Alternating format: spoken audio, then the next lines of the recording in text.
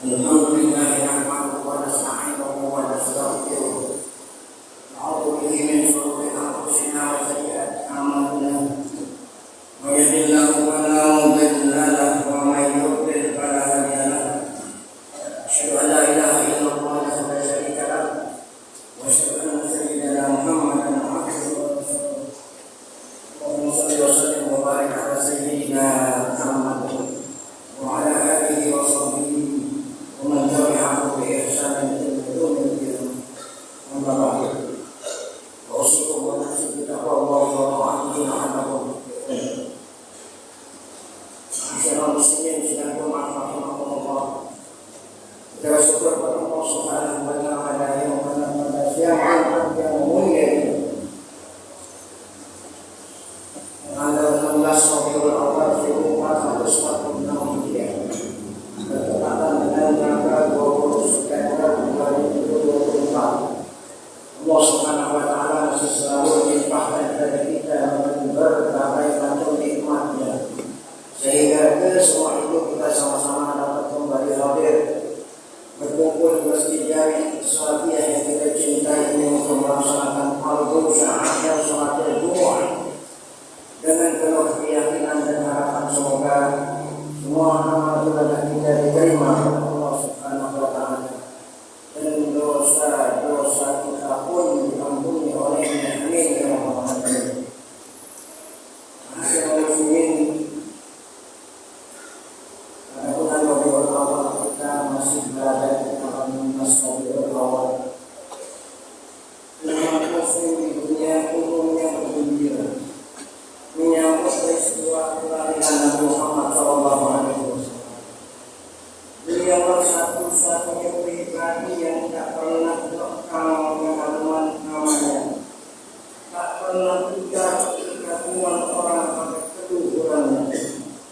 Sepanjang masa nama baginda Nabi Muhammad SAW ditentukan selawat untuk beliau banyak ibadahnya.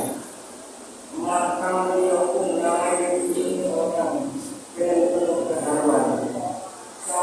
Sembari diiringi tetesan air mata kerinduan. Kemudian itu wajar mengingat utusan Rasulullah SAW adalah nikmat yang terkagum bagi umat manusia. Berkat kedatangan beliau, manusia dibebaskan dari kesesatan. Mereka diajak menuju keimanan dan ketakwaan. Allah Taala berfirman, "Laqad manna Allahu 'alal mu'minina idh ba'atha fihim rasulan minhum min anfusihim yatlu 'alaihim ayatihi wa yuzakkihim wa yu'allimuhum al-kitaba wal hikmata wa in kanu min qablu lafi dhalalin mubin." Sungguh Allah telah memberi kaum mukmin karunia yang sangat besar ketika Dia Allah mengutus seorang Rasul di tengah-tengah mereka dari kalangan mereka sendiri. Dia membacakan kepada mereka ayat-ayatnya, menyucikan jiwa mereka serta mengajari mereka Al-Quran dan As-Sunnah. Meskipun sebelumnya mereka benar-benar dalam kesesatan yang nyata. Masyiral muslimin rahimakumullah. Kegembiraan itu mesti diwujudkan dengan menunaikan hak-hak Rasulullah SAW. Hak yang pertama dan yang paling utama adalah mengimani beliau sebagai utusan Allah, sekaligus untuk kenabian dan pembawa risalah yang terakhir. Mengimani Rasulullah satu kesatuan dan seluruh keimanan yang lain tidak boleh dipisah-pisahkan. Tidak seperti orang-orang Yahudi yang telah mengetahui Rasulullah sebagai Nabi yang terakhir, namun menolak mengimani beliau. Padahal tanda-tanda kenabian telah nyata pada diri baginda Nabi kita Muhammad SAW.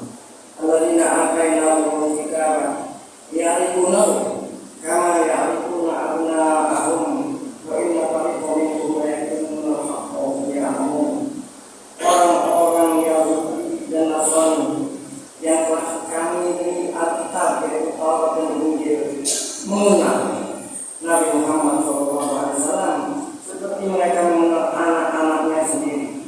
Sungguh sebagian di antara mereka menyembunyikan kebenaran padahal mereka mengetahui.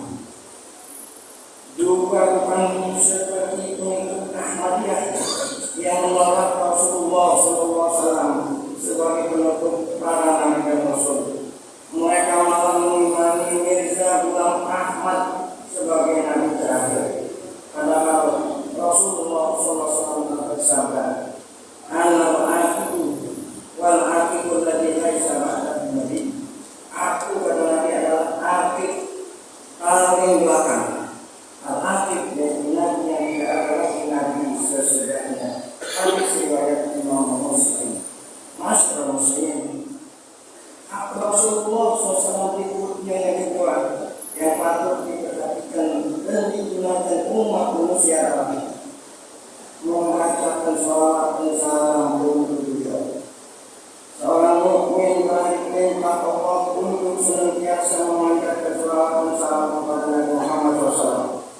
Sebagaimana firman-Nya, Innallaha wa malaikatahu yusholluna 'alan nabi ya ayyuhalladzina amanu shollu 'alaihi wa sallimu taslima. Sungguh Allah dan para malaikatnya berselawat untuk Nabi. Wahai orang-orang yang beriman, berselawatlah kalian untuk Nabi dan ucapkanlah salam penghormatan kepada diri. Masyaallah muslimin, Rasulullah SAW juga punya haknya ketiga, yaitu untuk dicintai umatnya. Ini adalah bagian kesempurnaan iman. Kecintaan kepada Nabi bukan cinta biasa, tetapi kecintaan di atas segala-galanya, melebihi cinta pada harta, keluarga dan manusia lainnya. Sabda beliau sallallahu alaihi wasallam, "La yu'minu ahadukum hatta akuna ahabba ilaihi min walidihi wa ahlihi wa nasi ajma'in." Tidaklah sempurna keimanan salah seorang di antara kalian sehingga aku lebih dia cintai daripada hartanya, keluarganya dan seluruh umat manusia. Penting kita bertanya kepada diri kita masing-masing, sudah luruskah cinta kita kepada Rasulullah SAW? Pantaskah kita cinta pada keluarga, kepada harta, kepada jabatan, kelompok, suku, bangsa, menyingkirkan rasa cinta kepada Rasulullah SAW? Apalagi bila pernyataan cinta itu tidak dibarengi dengan pembelaan atas kehormatan beliau saat dimusnahkan. Pantaskah seorang wanita berdiam tetapi berdiam diri dan mencari-cari alasan untuk tidak marah dan tidak membela kemuliaan Rasulullah SAW? Sebaliknya bila harga ini keluarganya atau jabatannya terusik, amat dirinya meledak-ledak dan menyuruh amat tidak pantas. Allah Subhanahu wa Ta'ala bahkan menyebut mereka orang-orang fasik, seraya Allah mengancam mereka dengan azabnya. Allah berfirman, "Qul in kana aba'ukum wa abna'ukum wa ikhwanukum wa azwajukum wa 'ashiratukum wa amwalun iqtaraftumuha wa tijaratun takhshawna kasadaha wa masakin tardawnaha ahabba ilaikum minallahi wa rasulihi wa jihadin fi sabilihi fatarabbasuu hatta ya'ti Allahu bi amrihi wallahu la yahdil qawmal fasiqin." Katakanlah, jika bapak-bapak kalian, anak-anak kalian, saudara-saudara kalian, istri-istri kalian, keluarga kalian, harta kekayaan yang kalian usahakan, perdagangan yang kalian khawatir kerugiannya,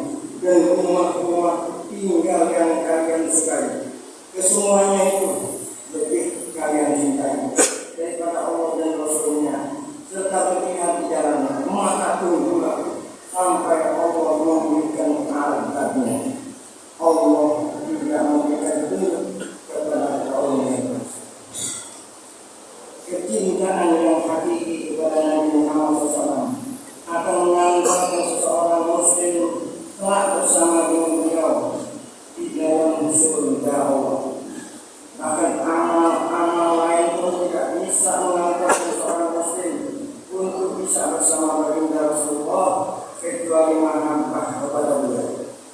Anas bin Malik radhiyallahu anhu berkata bahwa suatu ketika ada seorang laki-laki mendatangi Rasulullah SAW dan bertanya tentang kapan hari kiamat.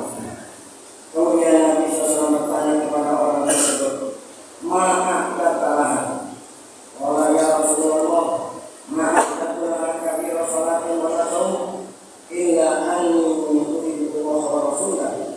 Maka Rasulullah SAW, "Al-mar'u ma'aman ahad wa anta ma'aman ahbab." Yang artinya Nabi bertanya, apa yang engkau persiapkan untuk menghadapi hari kiamat? Orang itu menjawab, aku tidak menyiapkan sekian banyak sholat dan puasa untuknya. Hanya saja aku mencintai Allah dan Rasulnya. Rasulullah berkata bersabda, seseorang bersama orang yang dia cintai, dan engkau bersama orang yang kau cintai. Kecintaan kepada Nabi Muhammad SAW juga harus membawa kita menunaikan hak beliau yang keempat, yaitu mentaati beliau. Seorang muslim senantiasa mendahulukan ketaatan kepada Rasulullah SAW ketimbang kepada selain beliau. Cinta dan taat kepada Rasulullah SAW membuat Abu Bakar As-Siddiq radhiyallahu anhu mengorbankan semua harta untuk menemani perjalanan hijrah Rasulullah SAW. Demikian pula saat Abi Waqqas radhiyallahu anhu, karena cinta dan taat kepada Rasulullah, beliau saat menyampaikan permintaan kita untuk murtad dari Islam.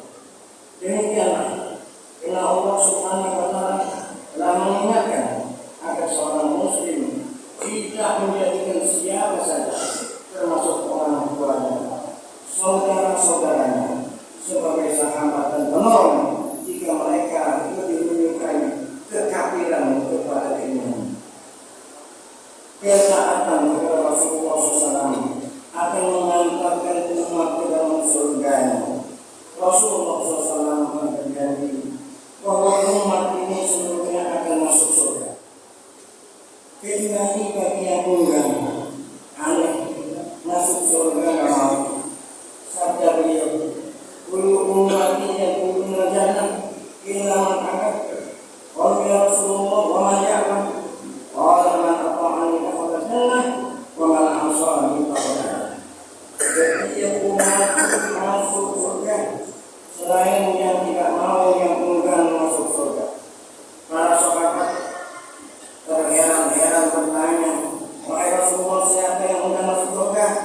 Beliau menjawab, "Siapa yang menaati masuk surga dan siapa yang membangkang kepadaku, berarti dia enggan masuk surga." Karena itu, jangan sia-siakan rasa cinta kita kepada Nabi Muhammad dengan membangkang kepada beliau, menolak syariat Islam yang beliau bawa, memusuhi ulama benda ini, menyebar fitnah kepada sesama muslim, lalu malah bermesraan dengan musuh-musuh Allah dan Rasul-Rasulullah. Al-Imam Bukhari meriwayatkan bahwa di akhirat akan ada orang-orang yang berusaha mendekati Rasulullah SAW dan berharap bisa mendapatkan air minum dari telaga surga Al-Kautsar. Namun mereka terhalang. Maka Rasulullah sampai keheranan dan berkata, "Ya minni wa min ummati ayyuhal as'ad kama amilu ba'da wallahi ma alikum yad'una ala aqwabihim." Artinya, wahai Tuhanku, kata Nabi kepada Allah, dia adalah bagian dari diriku dan termasuk umatku. Kenapa engkau melarang minum dari telaga surga? Allah menjawab, apakah engkau menyadari apa yang mereka lakukan sepeninggalmu? Demi Allah, mereka tak berhenti-hentinya berbalik ke belakang. Hadis riwayat Imam Bukhari. Siapakah yang masuk dengan orang-orang yang balik ke belakang itu sehingga terhalang mendapatkan minuman di telaga Al-Kautsar di akhirat nanti? Al-Imam Al-Qurtubi dalam kitab maghfiratul